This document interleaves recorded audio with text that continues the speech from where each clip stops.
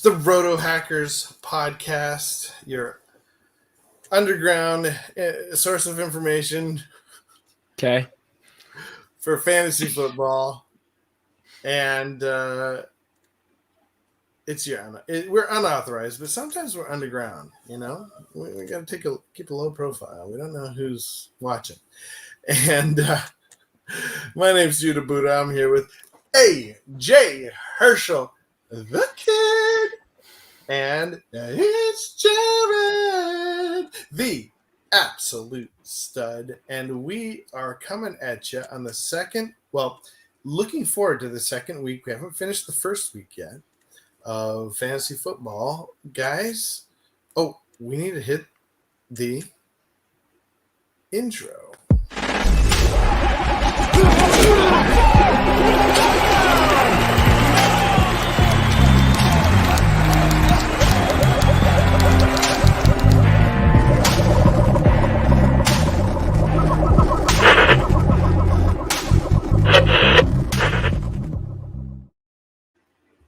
If nothing else, the intro is good for giving some time for people to come in, viewership to roll in.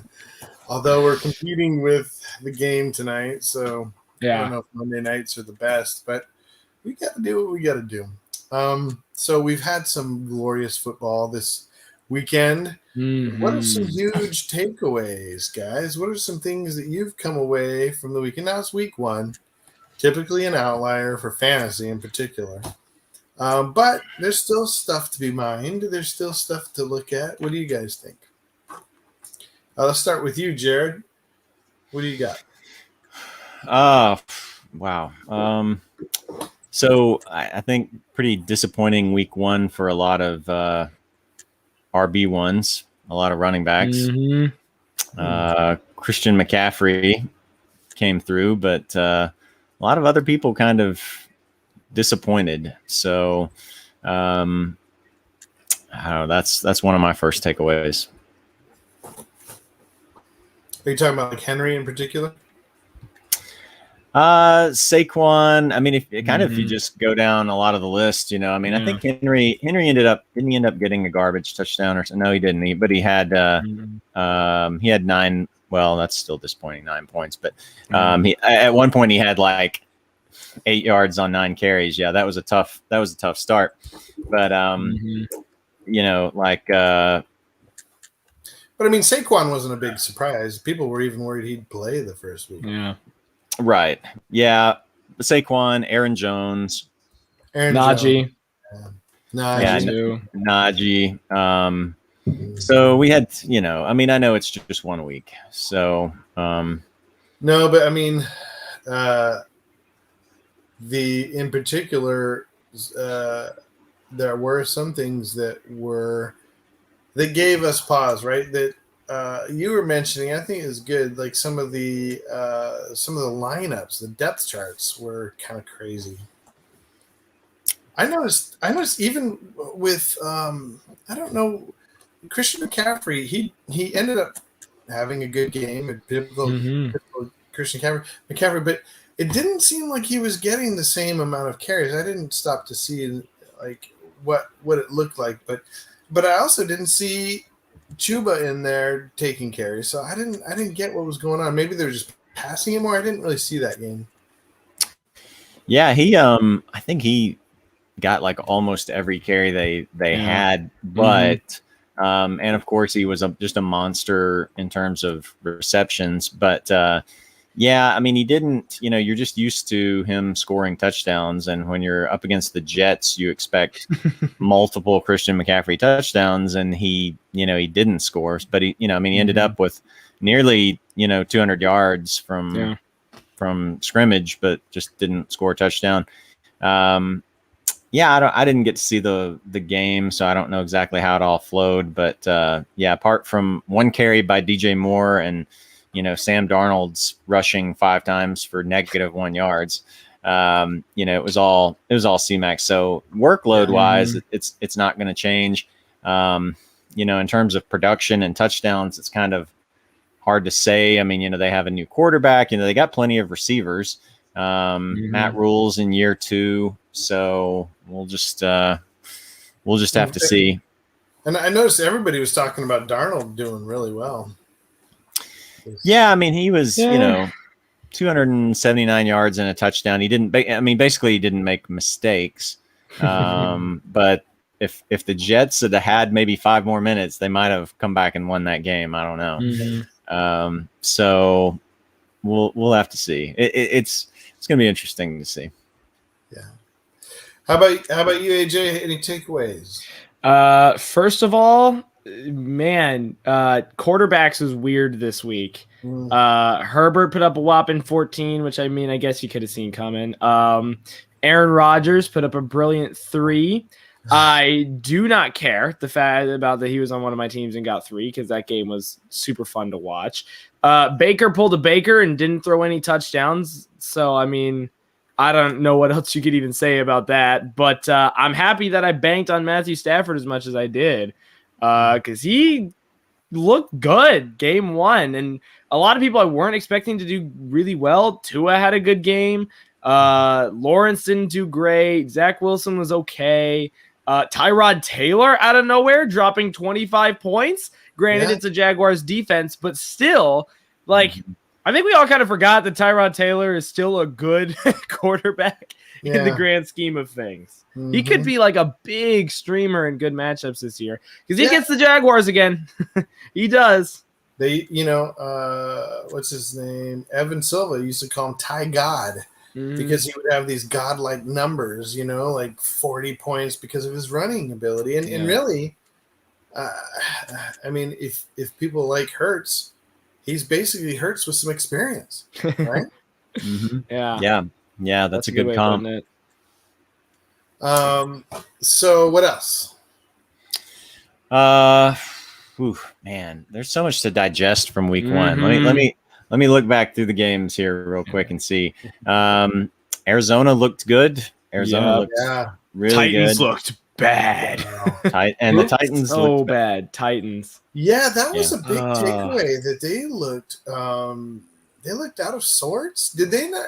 I'm trying to think. Did they have their starters play in the preseason? Because a lot of people were saying that this was the 4th preseason game for a lot of teams. Yeah, it definitely didn't seem to do Aaron Rodgers any favors not participating in all that. So the Falcons, I think the Falcons pretty well rested all of their players, which I don't know that's really going to be what makes the difference for the Falcons. So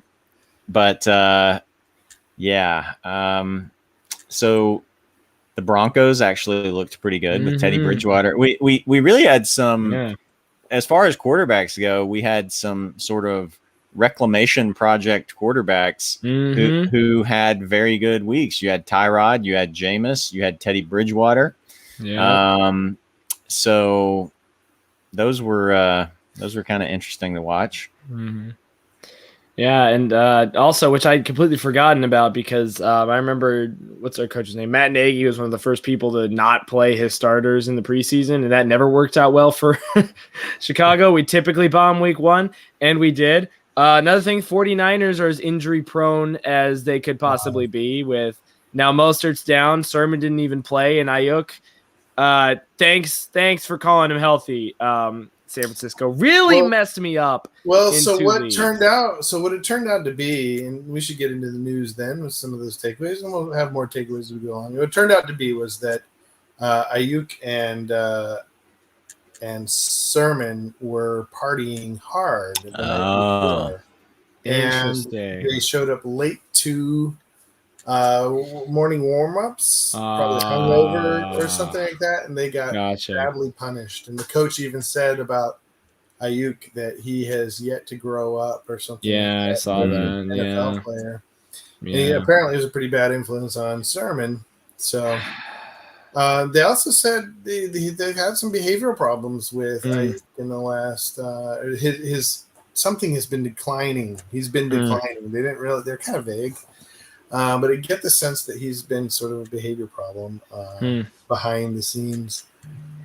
Well, how could he resist? You're in Detroit, the ultimate party city.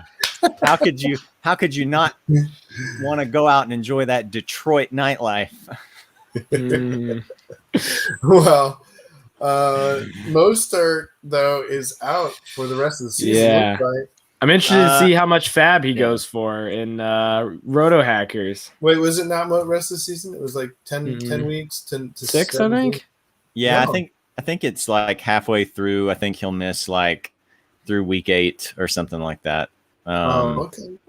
Yeah, so I mean he's gonna miss half the season, but by the time he comes back, you've got Sermon, you've got this other rookie that did really well in their absence, and then you've got even Jeff Wilson who's on IR right now, and then he'll come off pretty soon. So I think 49ers it's going to be Trey Sermon time though. Maybe if he stays out of the parties. Yeah, he's got to come in on time. Yeah, that's true. But I mean, they paid so much for him. What they had? What like a second round? Yeah. Yeah, I mean, they traded up to get him.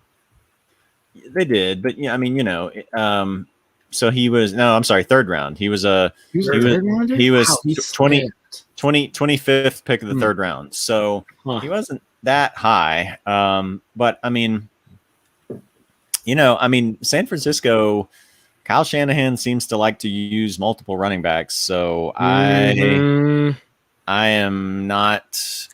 I would be surprised if he dominated the touches. I think you're going to get some value out of some other San Francisco running backs.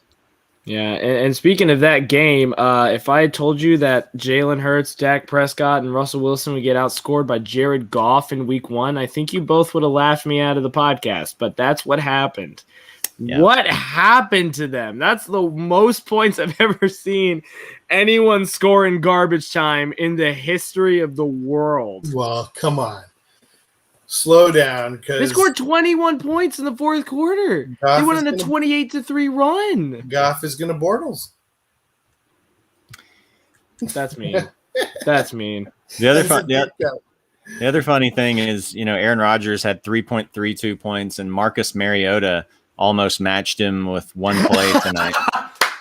Marcus Mariota had a 31-yard run. So, that's good. Tonight, yeah. Oh, that's good. Come on, one more. 10 more yards, Mariota. Come on, man. Well, some of the other noteworthy injuries. Fitzmagic turned into Fitzpumpkin real fast. I think that Washington offensive line is just cursed. Alex Smith, Kyle Allen, Ryan Fitzpatrick, Taylor Heineke is the only one who stays healthy nowadays. Well, and Taylor Heineke didn't look too bad, right? Yeah. Then, according to what I read, Fitzpatrick's going on IR, so he'll be down for 3 more weeks? 6 more weeks? What is it? I think it's 8. I'm not sure remember if it's 6 or 8, but I think it's basically, with one game in, it's basically like about half the season, So there goes all my Fitzpatrick dreams. Now, I only have one spot, and that's in a 2 QB league where I was hoping he would really help. But it's and it's somewhat worrisome for McLaurin and Logan Thomas. And although while he was in, McLaurin got nothing from Fitzpatrick. It wasn't until Heineke came in that things started really cooking with gas. Mm-hmm. Yeah, who knows? It could be maybe it could be a benefit. But. Yeah. And before we'll get to the comments, don't worry, we got a lot of comments. Drew is in here, Ryan, we got a lot of people. But before we get to the comments, let's just finish up some of the news. Was there anything else newsworthy? I saw that Deontay Johnson went out with a little something, but came back in. Burrow was hobbling game 1 already. Thanks, Bengals offensive line. And speaking of bad offensive lines, wow, that Vikings offensive line looks bad. They got beat up by the Bengals front 7. The Bengals front 7. Well, and by the he way, was throwing 10-yard passes. Their defense didn't look very good either. You guys were telling me. It was a pretty even. It was a pretty well. They did shut down Jefferson for 3 quarters. Thielen had a great game, but Jefferson only basically got third, fourth quarter catches the whole time. Yeah, I'm talking about the Vikings. Oh yeah, Jamar Chase showed up. That was crazy. Didn't see that coming. Yeah, well, LSU connection. Yeah, the LSU. He did a lot better than Higgins, right? I thought Higgins was going to be. But of course, it's week 1, and we'll see. But although Higgins got hurt, right? He was out with a little. Yeah, he was banged up. Yeah. There was a lot of injuries, little ones too. And we can kind of continue to see that you can get good receivers. And again, it's just 1 week. We'll see what they do for the season. But you can get pretty good receivers for cheap later. Mike Williams, who I've got a lot of stock in, he had double-digit targets and a touchdown. DJ Chark. DJ Chark he had 12 targets and he caught 3 of them, which is kind of funny. But it was for 86 yards and a touchdown. Jacksonville's probably going to be playing from behind a lot, probably going to be throwing the ball downfield a lot. Marvin Jones had a good game. Yeah. How did he do? 5 catches for 80 yards and a touchdown, something like that? Something like that. Let's see. Yeah, he was at 5 for 77 and a touchdown. Well, you know who the most noteworthy was? What's that? A little silver chair. Sterling Shepard. Oh, Sterling Shepard. Yeah, he had a good game. Brandon Cooks. Huge game. Yeah. Brandon Cooks had a good game. So you can get good receivers later in the draft. Always, as we always say. Mm-hmm. Yeah. Well, these days, it seems like receivers are just a dime a dozen. Mike Williams and Christian Kirk, 2 guys who either you mentioned Mike Williams, 12th round or undrafted in some leagues. They both blew up 10 plus for both of them. Mike Williams outscored Keenan Allen this week. Wow. Yep. Well, it'll be interesting to see though how it holds up. A lot of times with these wide receivers, though, it's sort of boom or bust. But when they're getting peppered with targets like Mike Williams, I think that's a little bit more consistent. Though the worry with Mike Williams was never a talent. It was right. Injury. He just seems to go out all the time. No, he didn't get hurt this time. So yeah. Good news. Yeah. Were there any other injuries that we should talk about? It seemed like yes. Yeah. The Bears are down to their 4th left tackle. Yeah, that's not good. Although David Montgomery looked really well. He did. He looked really great. Well. Like we held Donald to no sacks until the last 3 minutes of the game. So I think Monty's going to have a good time running between the guards and the center. But anything I think off tackle is just going to be absolutely dead because we lost our rookie in the offseason. Then we lost Jason Peters. Then Bora messed up his ankle. So we shifted over our right tackle to left tackle and have a backup right tackle playing right tackle. We're not going to be able to throw for anything outside of 7 yards. But Monty's going to have a field day, I think. Those first 3 we had looked brilliant, putting holes for him against a really, really good Rams front 7. Interesting. Well, how did you guys do, by the way? How did you fare as far as now, AJ, I know how you did because for the most part, because you mostly played me. Yeah. I have 3 matchups with Judah this week. I went 1 and 2. Yeah, that was fun.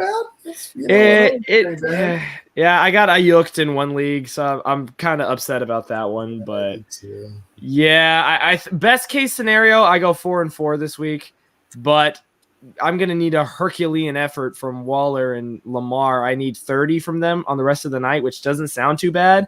But Waller had 7 targets and 1 catch in the first quarter, so we'll see how that works. Lamar has a whopping 4 points, so that should be. Yeah, it's not going to go well. I'm looking at a 3-5 week, unfortunately. I need Lamar to be kept to 5 points or something. I'm versing him in Major League, but I think the jury's still out, Jared, on whether or not I've beat you yet. Whoa. Yeah, it's I think unless that's another one. I don't know if that's the one you were talking about, but that's another one where it'll be determined by Lamar and Andrews.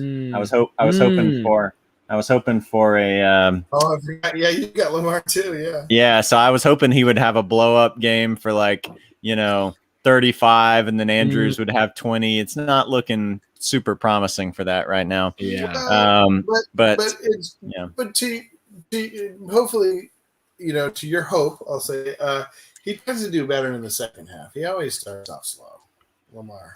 Yeah. Somebody who had Lamar for for 2 years. I had a lot of Lamar, mostly last year.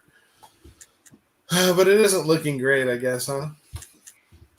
No, not right now. Mine are looking about like a 50-50 split right now.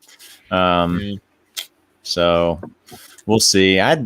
Some leagues that did really well. I'm just looking at the ones like where I got really hurt. The ones where I got really hurt, it's not ones where there really aren't going to be very many where, like, if I had just made a different move, I would have won. It's like, it seems like I mostly either I blew the other guy out or they blew me out. There's going to be a couple. There's going to be a couple that are close, but it's not looking like a situation where it's really just going to come down to a handful of points or something like that. So I can live with that better, because the worst part is just knowing, like, if I had just played this guy instead of this guy or something. But if you lose badly, you just lose sometimes. So yeah.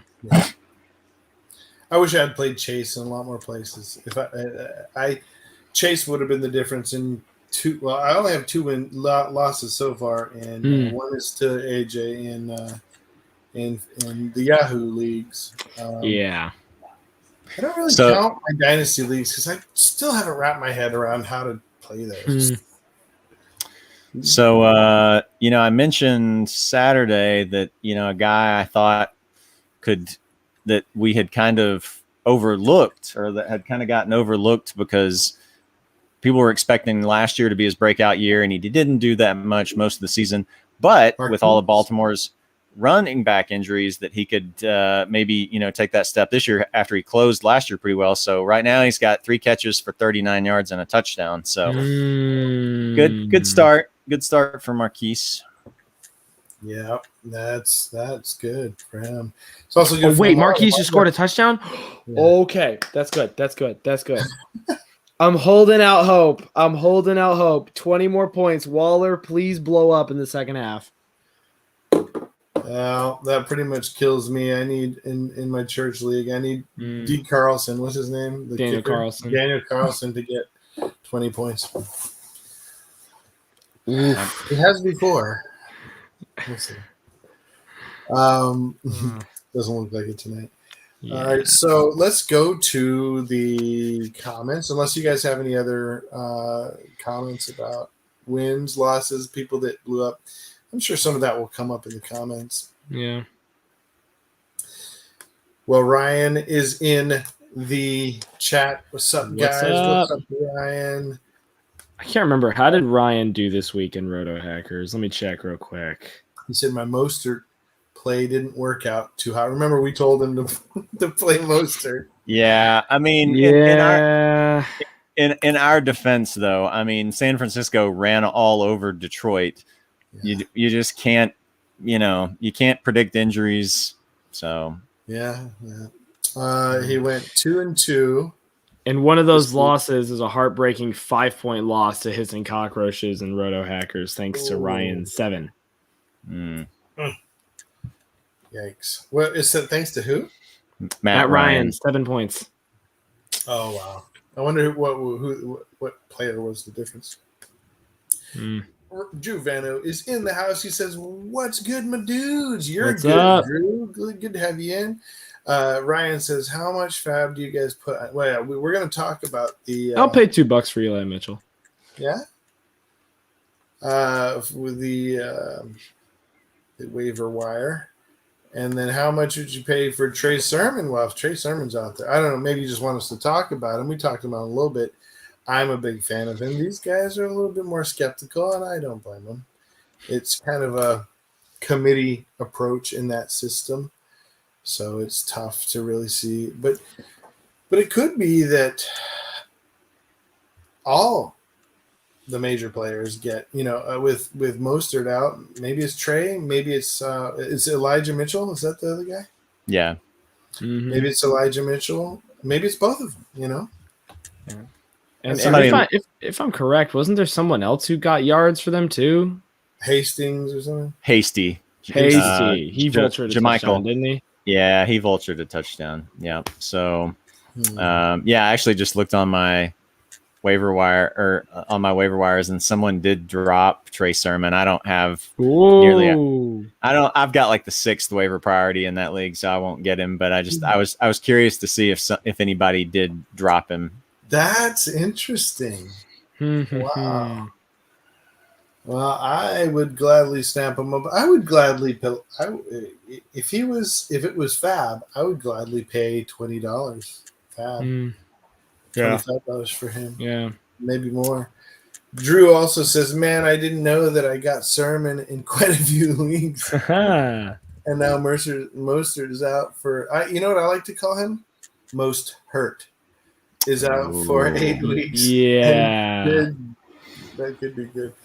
Yeah, I think this is really good for Sermon. I know a lot of people think it's going to be, well, what do you guys think? I mean, I haven't really heard your definitive, well, from you especially, AJ, I haven't heard your definitive statement of what you think is going to happen in that team, in that backfield. Did you hear? Me to put it on you, or? He may not have heard. He was talking to you. Sorry, yeah. Say that again. My internet died for a second. I said, I haven't heard your definitive. So we're gonna go back. Your definitive statement on on Trey Sermon and what you think is going to happen with that situation. I probably won't start him next week for sure. After I don't know how deep the penalty is going to be for him and Ayuk or whatever. So I wouldn't start him next week. For me, it's probably one of those things where I wait a week, and the week he finally blows up, then I start starting him. I'm going to miss those 20 points, but I also don't risk dropping, 10 points a week from starting him. So I like Eli Mitchell. I could see them splitting time. Like Jared said, Mostert would sometimes split time. So I think Eli Mitchell's a fine pickup for this week, next couple weeks, but I wouldn't expect him to, be the number one for a long time. That's not someone I would expect to carry you forever. Like, in other words, you think it's going to be Mostert, or it's going to be mixed? I think Sermon's going to come back for the immediate. I think Sermon for the immediate, eventually for the immediate future, and then either I think it's going to slip into, and I always use this example, Devonta Freeman, Tevin Coleman duo role, or Jamal Williams, DeAndre Swift, you could say nowadays. But I think Sermon will probably take it eventually, but I'm going to wait until he actually does before starting him. What about you? It's Jared. Same. Yeah, I would. Of course, like we always say, it depends on your other options, but I would be inclined to wait and see. Okay. All right. Well, I'm going to play him next week, and hopefully he gives me 1,000,000 points. But also in the chat is the nemesis, Jonathan Buster, RotoHackers nemesis, and he says, I thought I was going to go and see that, like, some kind of like rude comment, but he said Judah Evie, his daughter Princess Evie, says that when is Mr. Judah coming here and Mom can bake cookies again? Hey, I'm telling you, but I ate cookies. I think you know. Just by looking at me. And I know that you just said you thought you were expecting him to put something underhanded or whatever, but see, the best villains do their work when nobody else notices. Oh, I already saw it. But he changed his team name to the Real Stud. So what's your opinion on that, Jared? What are you gonna take that? I mean, I finished ahead of him last year, so maybe finish ahead of me, and then you can be the real stud. If week one is your crowning achievement, then I'm gonna let you have that. Oh, mercy. Yeah, like I like to remind him that he was like third place last year. No, fourth. Thank you. Fourth? I beat him. I beat him in the third place game thanks to Nelson Aguilar and Miles Gaskin. Even though Stafford tried to sabotage me with 0.84.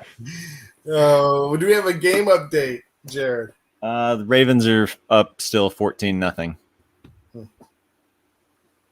Yeah, hopefully they just sit Jackson and let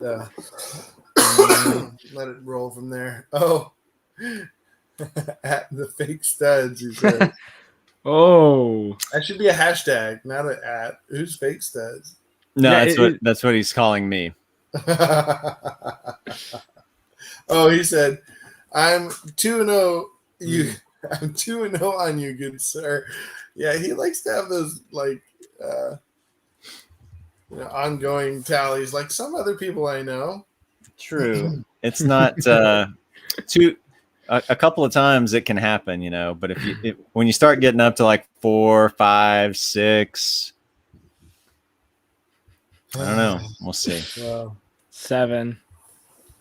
Okay. Well, some of the things that actually Jonathan posted this in our in the league that I'm with him. He posted this in the chat. I think some interesting stats. Antonio Gibson had about 87 of the running back rushes to go along with 23.8 target share.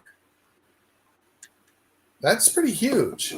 And yet, Antonio Gibson didn't seem to me like he did much for 10 points. Solid play. 10 points. That I mean, Washington didn't do much, period. I mean, it was, what was the final in that game? Like 16-14 or something like that? It was a bad game. 2016. Yeah, sorry, 2016. So, it was not a great fantasy game. And yeah, I worry about the Washington offense with Heineke in there. I mean, even I know Fitzmagic, wasn't doing much before, but with him, you can get some boom games. Mm-hmm. And so I don't know, but we'll see. Just one thing here. The Queek. What's up, Queek? Trade Judy for Higbee and Zach Moss. We forgot to mention that Judy was a huge injury. Mm-hmm. Yeah. I mean, that's going to be huge for, well, in particular, who's the other wide receiver there? Cortland Sutton? Sutton. Yeah, I think it's going to be huge for Sutton, right? Coming back. Mm-hmm. He was a little rusty. I think he got like 3 fantasy points, but but also Tim Patrick, right? Because wasn't he the one who really blew up yesterday? Was it Tim Patrick that blew up? I think so. I mean, he at least got the touchdown, right? Patrick's one of those guys that's always hanging around. Yeah, I mean, basically he and Hamler had about 4 targets each. Okay. I think the one that really kind of, I don't know if he would have, maybe gotten these anyway, but Noah Fant had 6 catches on 8 targets, 62 yards, which is not huge, but for a tight end, that's not bad. So Fant might be the beneficiary. But yeah, Sutton too. I mean, I don't know how much they were kind of holding Sutton back in case, or just when it was his first. Yeah, easing him in. Well, what do you guys think about the trade, Higbee, Judy for Higbee? Now, so Sutton's out for 8 weeks or something like that, right? 4 to 6 for Judy. 4 to 6. Oh, 4 to 6. Oh, that's not too bad, I guess. I think this depends on who his tight end is. If he just has a absolutely nobody tight end who put up 2 last week, I might do it because Zach Moss scares me a little bit. I think he's just a pure handcuff. He didn't get a carry, and granted, Pittsburgh stuffed the run for most of the game, but he didn't get a carry last game. Was inactive. He was inactive. Okay, there it is. Healthy scratch. Yeah, I think I think I might do it depending on your tight end situation. If you've got Logan Thomas or something, I wouldn't do it. But Higbee, I think, is going to give you a solid 6 to 10 after what he looked like with Stafford last game. So Yeah. I think it might be worth it depending on your tight end situation. What do you think, Jared? Yeah, same. I mean, Moss doesn't really do anything for me, but the fact that Judy's going to be out a while, and we've seen how these high ankle sprains can kind of linger. If you need a tight end, then he's got Zach Ertz. Yeah, I'd do that then, because Judy's going to be out a while. Yeah, I'd do that. Yeah. If your wide receiver depth is pretty solid. Yeah. Now, if it's a redraft, I would say if it's a dynasty or any kind of keeper league, Judy's going to be worth a lot next year. So I wouldn't just throw him away. Now, Higbee is not a throwaway. I feel like Higbee, from what I saw from the game, he was pretty active in that offense. Yeah, that's also because everybody was. Stafford is spreading the ball like nobody's business. Kupp, Woods, Van Jefferson, everybody was getting catches. Woods didn't get as much as I had hoped. My boy Bobby Trees, did not perform like I had hoped. I have a lot of Robert Woods. I think it may be sort of it's not exactly a Tampa situation there, but like Tampa light, where Kupp's going to get his targets. Higbee, they're going to run the ball. They're going to, Jefferson's going to catch some deep passes. So I think it could be a situation where once in a while, Kupp or Woods just doesn't show up the way you would hope. Well, I skipped some things here. Oh, Jonathan Buster said he's trying to be a nice guy this year, fellas. Well, right. See about that. Off to a questionable start. And then Ryan N says some teams around the league looked real bad this week. Yeah, there was kind of like you were saying, Jared. That was like either rain or what is the term? It was like feast or famine. It was like a lot or a little. There wasn't any. It just seemed like I either. Well, luckily, in a lot of teams where I did bad, my opponent did bad too. So I was sort of mashed up with some guys that were struggling. But yeah, where I beat AJ, like I really beat him. But where I lost him, he really beat me. Yeah. I think you just had, again, you had some guys that just, if you drafted, certain guys, like I had, a lineup that was, let me go and see if I can find my worst lineup while I don't want to drag down the conversation, but while we're waiting, I'm going to look and see like which, is a pretty good lineup on paper that didn't really do much of anything. So I've got one that looks like it's going to get beaten 136 to about 80 or so. Ooh. And so that lineup is Josh Allen, Mike Evans, Deontay Johnson, Dalvin Cook, Mostert, Kittle, Clyde Edwards-Helaire, Tucker, and Tampa Bay. So I mean, on paper, it's a solid lineup, and I left a ton of points on my bench, but again, I'm going to lose by like 55 points. So even those, if I'd made, all the optimal decisions, it still wouldn't have changed the final outcome. So, yeah. How about you, AJ? Did you have any like that where? Yeah, I guess my one big one was one where I got blown out. I mean, nobody really did terrible, but Buffalo put up 2. Rodgers gave me 3. Pitts only had 7 in the PPR. And then this one, Herbert 14, Ridley 7, Allen was fine, and then Colts defense I expected, but Herbert and Ridley really killed me in one, and I only needed 10 more points. And just the knowledge that if I had started Chase over Ridley, which obviously I wasn't going to do, Sunday morning, but I would have won, that kind of ticked me off once I saw that right there. And let me just say, Tyson Williams is looking good in this Really? game. I mean, he is just breaking. He is breaking some big runs. So he's up to 62 rushing yards on 6 carries. I mean, he's like hitting holes and just bursting through there. And I mean, he looked good in the preseason. So. Oh, man. Checking to figure out what league I have Tyson Williams. Yeah, let me just see what I can pick him up. Oh man, I should have started him this week in the one I have him in. God, it hurts. Yeah, well, we'll see how it goes. It's gonna be a long season. But we are here. What? We lost AJ. AJ, you with us? Okay. I'm here. Internet is still not at 100%. Well, Tyson Williams looks like he's going to be the guy, the number one pickup for sure. Don't you think? Shouldn't we move on to waiver wire?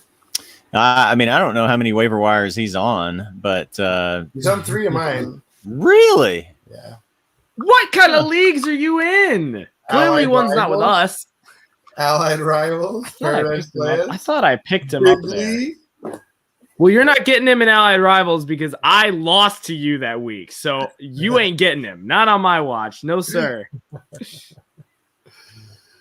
He's out there in some places. Yeah, let's do waiver wire.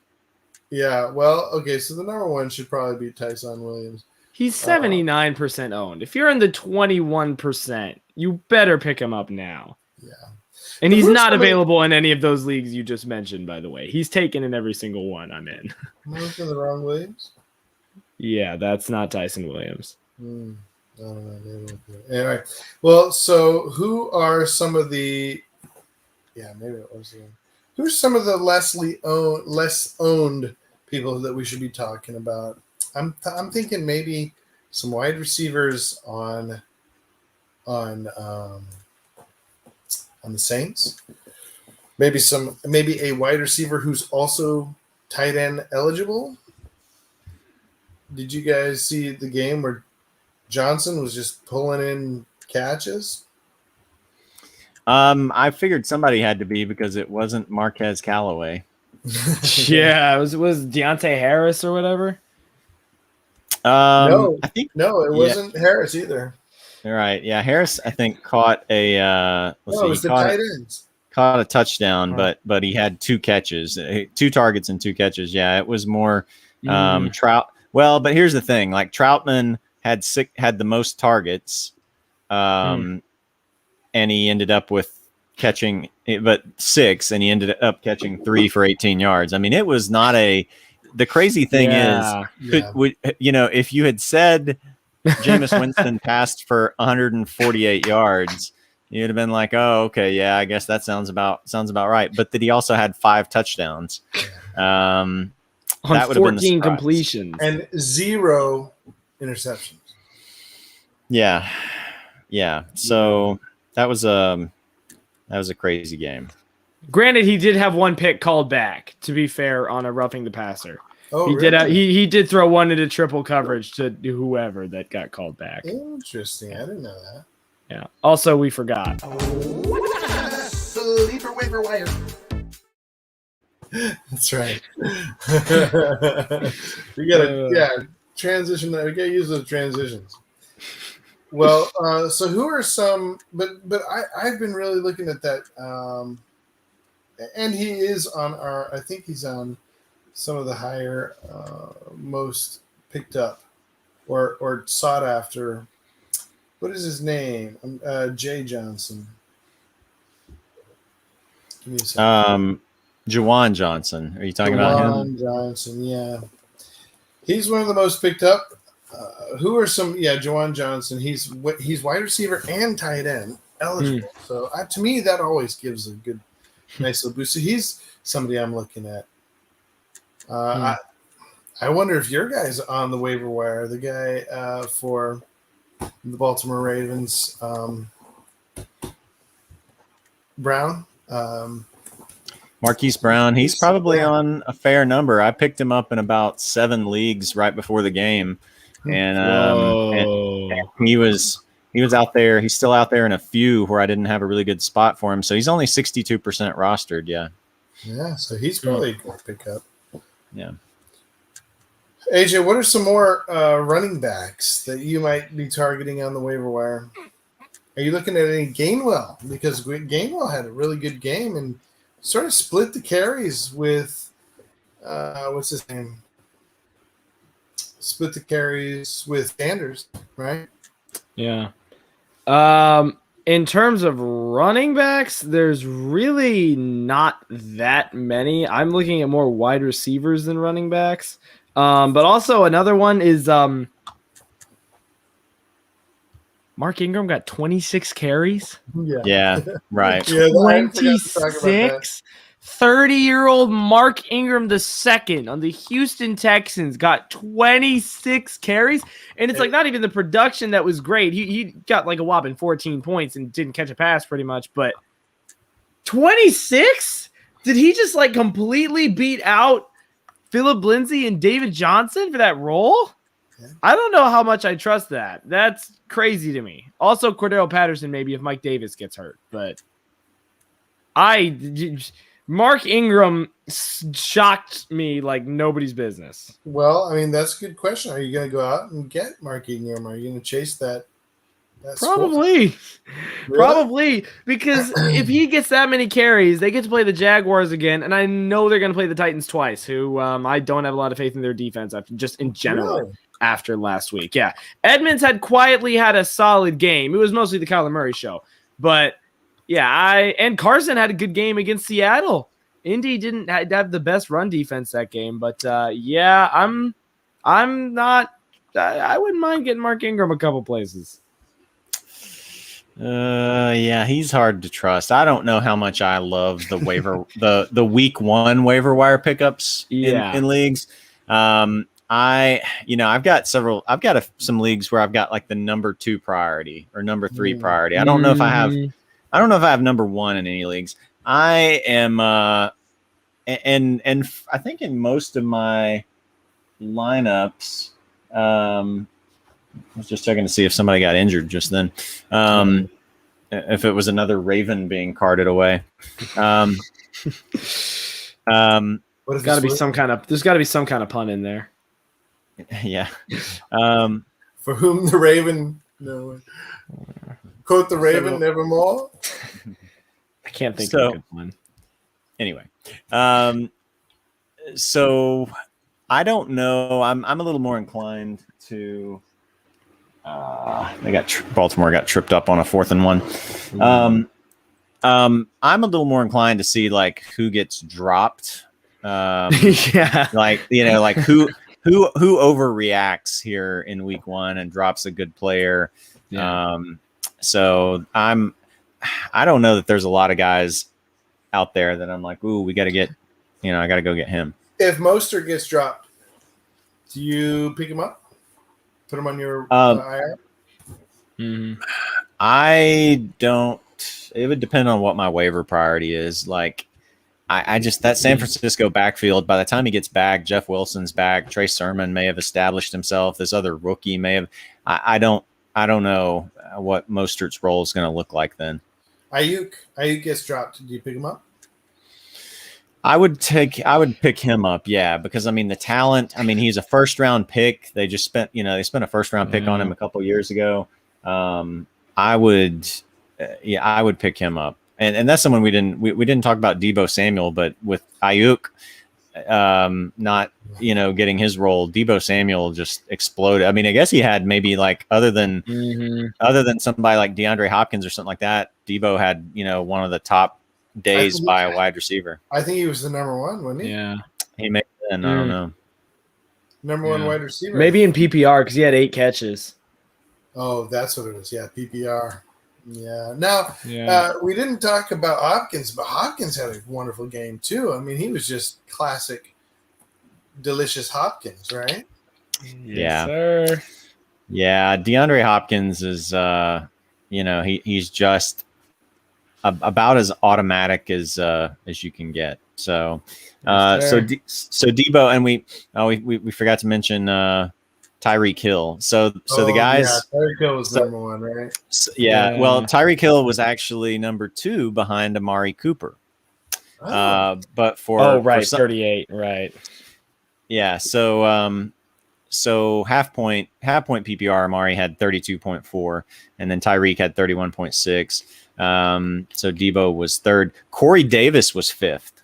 Corey Davis had 24.2. He had 97 yards, 5 catches, and 2 touchdowns. So, Corey Davis is a guy we probably all wouldn't have minded having a little more stock in, but we'll see as that goes on. Crowder comes back, Elijah Moore comes on, if that really sticks, Well, so according to this, as JJ Zacharyson, the 4 wide receivers with target share north of 30% were Tyreek Hill, Debo Samuel, Chris Godwin, and Deontay Johnson. Mm-hmm. So interesting group. Not really surprising to me. Debo was the biggest surprise, of course.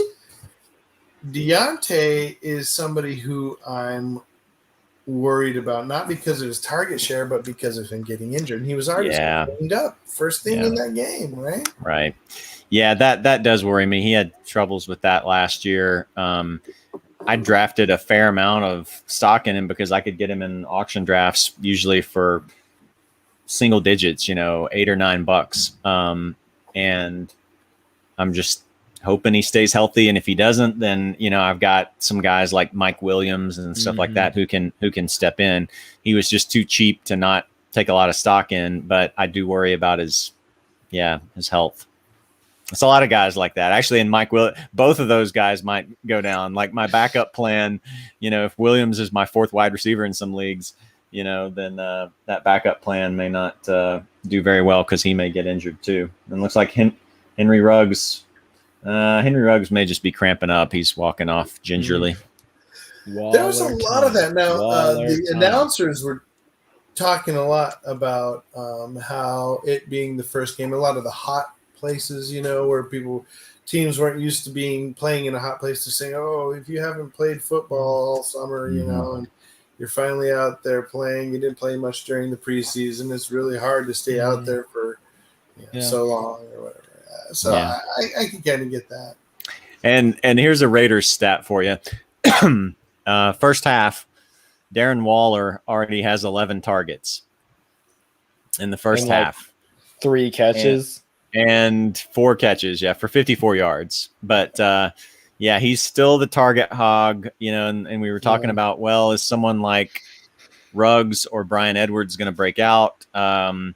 Ruggs has 2 targets, no catches. Bryan Edwards does not have a target. It's Hunter Renfrow and Zay Jones and then the running backs. So the Raiders still provide nothing for so far in fantasy for wide receivers.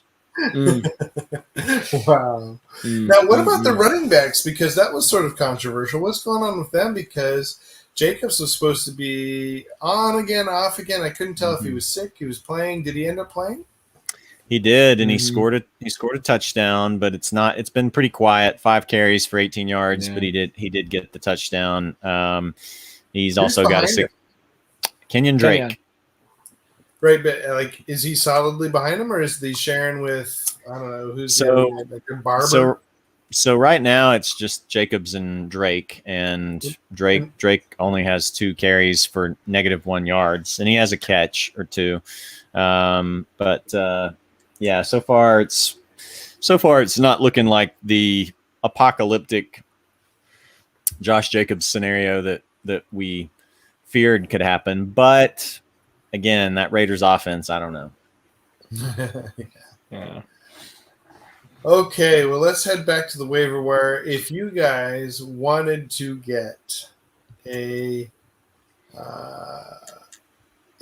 you are hurting for a quarterback, who you grabbing off the waiver wire? I mean, it seems like there's a lot of guys that you could grab. Who's your first choice? Obviously, Jameis, if he's out there, right? Yeah, for sure. But I don't think he's out there at very many spots. He is only 44% rostered. Really? Hello. I mean, I would definitely go ahead and grab him right away. Like, let's see where he's available. Yeah. Yeah. I'm just looking at some of these. I would say Jameis. I mean, the yardage. It'll be kind of interesting to see when they get in competitive games, but I think it's more about having maybe some faith in Sean Payton's system, more than Jameis, because I was pretty iffy with Taysom Hill last year, and Taysom Hill managed to produce some solid games. So I think Jameis, would probably be the go-to guy. I'm not gonna buy into the Jared Goff, nearly throwing down 30 points. Jared Goff is, but if you do want Jared Goff, by the way, he's 7% rostered, so you can. He's pretty definitely out there. That makes sense. Yeah. But I am not going to trust that. And Tyrod, that was a nice game, but I'm not going to. It seemed kind of fluky, right? I mean, they're not going to play the dysfunctional Jaguars correct every week. Now, we didn't talk too much about the Jaguars. What's going on there? Is this just a failed experiment? One more failed experiment from a college football coach? It's day one. Let's give him a little bit of credit here. It's day one. Granted, he got blown out by the Texans, but still.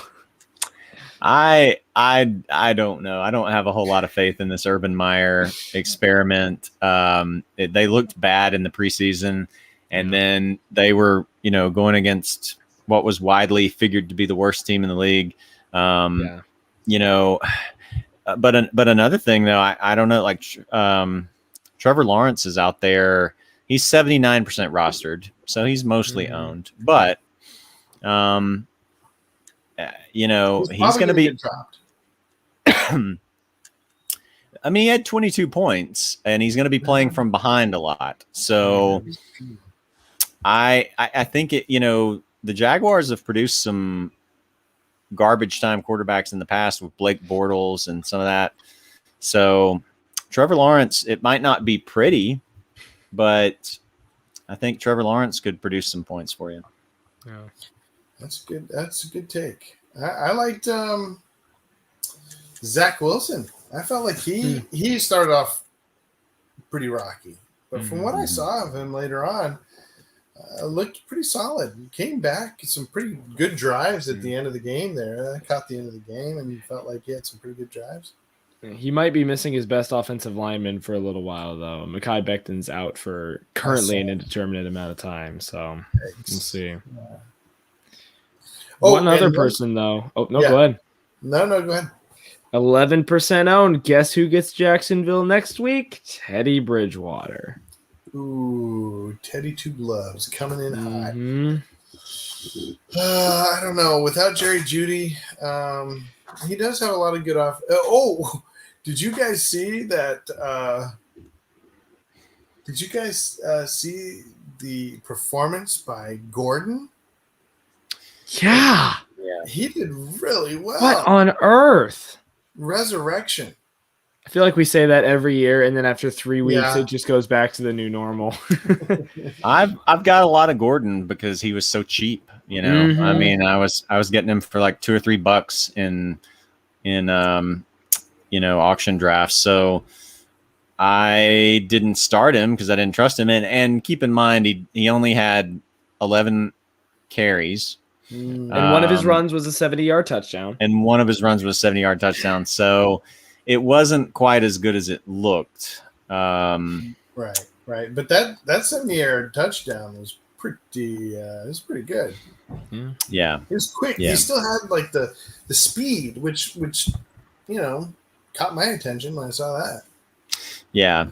And I mean, he's only 28, so it's not like he's an old man, but it's just after a guy has started to get put into committee and stuff like that, then we start to think of them as an old man, but he's not that old.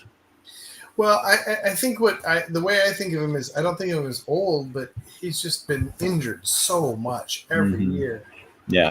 That gives me not a sense of him being old, but maybe a little worn down. Mm-hmm. Yeah. Yeah. Is there any chance that that's what we're seeing with Henry?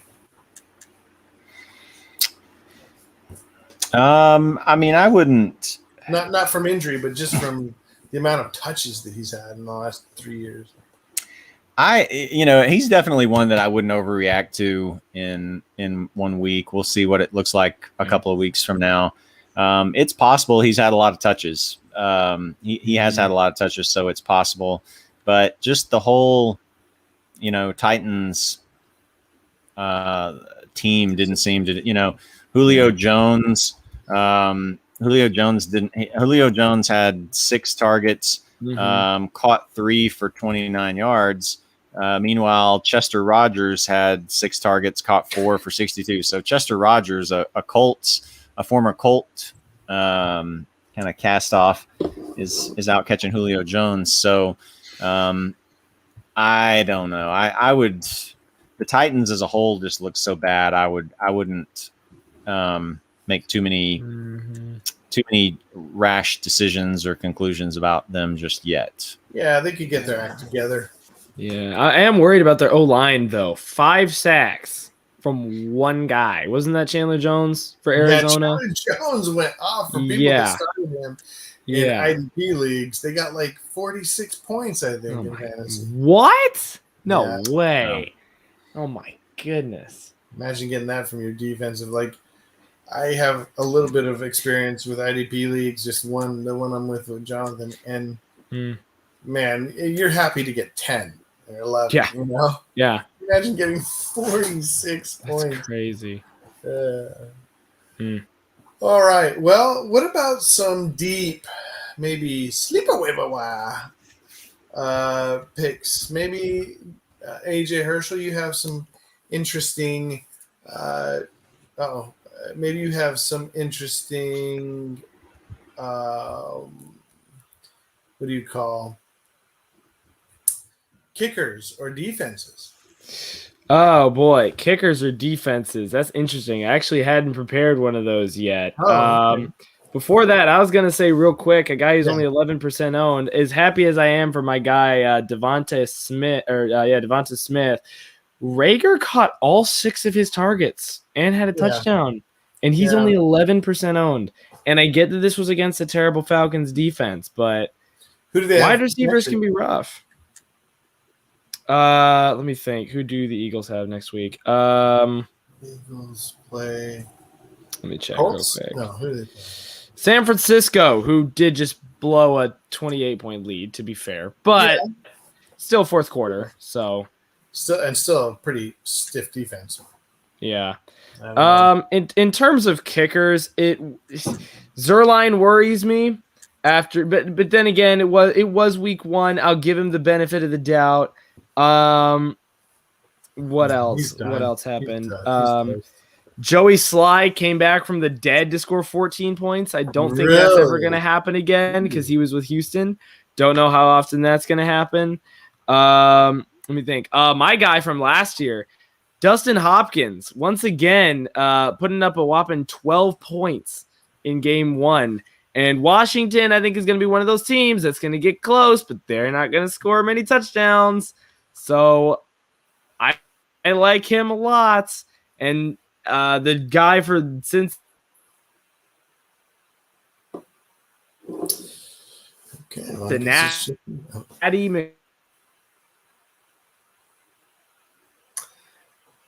Oh, this is great TV. Who is he about to say? Oh, I have to look at the list. Who are you saying? You're breaking up. Oh, man. Well, this must be a sign that we got to wrap up pretty soon. Maybe Jared will come back. There he is.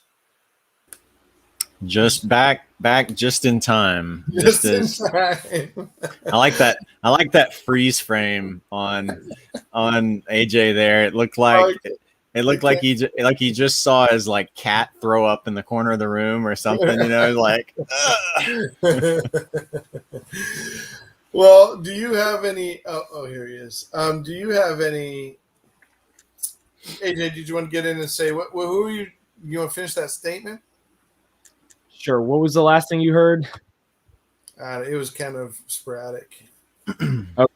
Basically, a lot of the kickers you wouldn't expect. The Bengals kicker did really well. And I think this might be a running theme because guys like Suckup or Jason Myers or Rodrigo Blankenship, I mean, they're great kickers, but they're also on really good teams. So they're going to be kicking a lot of extra points. And I said my favorite one might be Dustin Hopkins, who put up another 12 in Washington. I think is going to be one of those teams that gets there but can't punch it in. I think he's going to be a really good kicker. Bengals with Burrow, they might not be able to score everything and punch it in, but Mixon's looking good, so who knows about that one. But yeah, kicker's a little bit weird typically the first 3 weeks because people boom or bust all the time. But after that, I'm looking at Dustin Hopkins as a big ad. Okay. Any final thoughts from either of you on waiver wire pickups?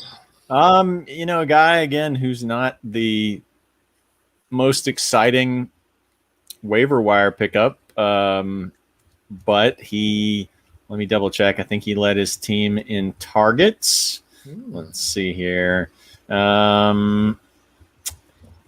So yeah, no, he didn't. He didn't lead in targets. He tied for second in targets, but he still produced 72 yards and a touchdown on 5 catches. Nelson Aguilar for the Patriots. So it was Jacoby Myers who got 9 targets, but Jacoby Myers seemed to kind of do what he did last year with those where he had 44 yards. He just doesn't seem to produce a lot of yardage, and in 2 full seasons plus this one game, Jacoby Myers has never scored. Which I know he's had Cam throwing to him a lot, but we got another freeze frame on AJ, but he hasn't scored. So maybe Nelson Aguilar is more of the guy to own there.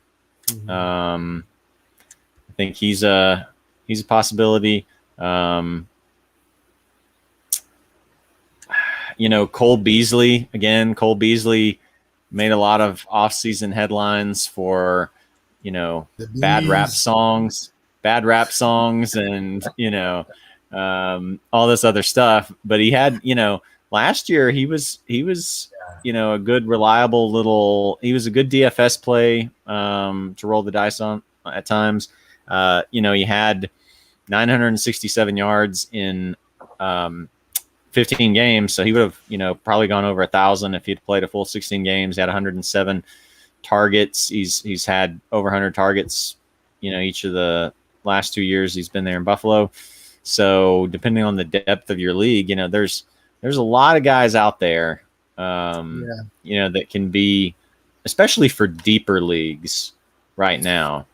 And if you're looking for,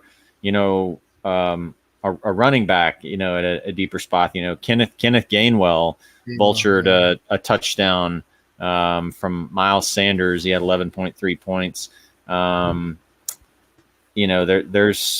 There's a good amount of stuff out there to find on the waiver wire right now. Would you risk it on Patterson? On Cordero Patterson? Cordero Patterson, yeah. No, I'm not a believer. It just doesn't seem like he works as a consistent running back. He's more of a change of pace guy. No, I have no faith in him. Mostly what he's going to do is limit Mike Davis's potential. Okay, well, that's I think that's pretty good. I think one thing I would say, and maybe you guys would agree, is because it kind of sounded like you were talking about this, is that first week you don't really want to go crazy on the waiver wire. Mm-hmm. Don't overreact. Sammy Watkins week. Is he going off? No, he has it's last year. or not last year, maybe it's 2 years ago. It was 1 year with the Chiefs where Tyreek Hill got hurt and he just blew up on, I think it's Jacksonville. Yeah. Had like three touchdowns. And then he never did anything else, right? The rest of the year. Right. Yeah. So, yeah, you've got to look at situations. There's guys out there. Devontae Parker is a guy who, I was looking at going, oh, well, that's kind of interesting. But you got to think like Will Fuller is coming back next week. So I don't know how much I want to go in on Devontae. Kind of same thing with Jalen Waddle. He's out there in some leagues. He had a good first game. But again, Will Fuller's coming back. What's that gonna look like? So, and I don't think Mike Gesicki was horrendous in that first game against the Patriots, but the Patriots play tight ends well. Yeah, they do. So I think Mike Gesicki will bounce back. So I think that Dolphins offense will get more muddled next week, and so I'm leery of going in on someone like Waddle or Parker. Yeah. I think the way to look at it, I try to do this, but I'm such an emotional beast that like I do get caught up in the first week stuff. But that can be your nickname, the emotional beast. The emotional beast, Judah Buddha, the emotional beast. But to look at it as data points. These are just data points, right? Like look at it as okay. This is how well I did. Put a pin in that, and if next week you find support, you find confirmation to these data points, then we start to look at what's really going on with a lot of these players. So don't be overreactionary. Anything else, AJ Herschel? Last thoughts?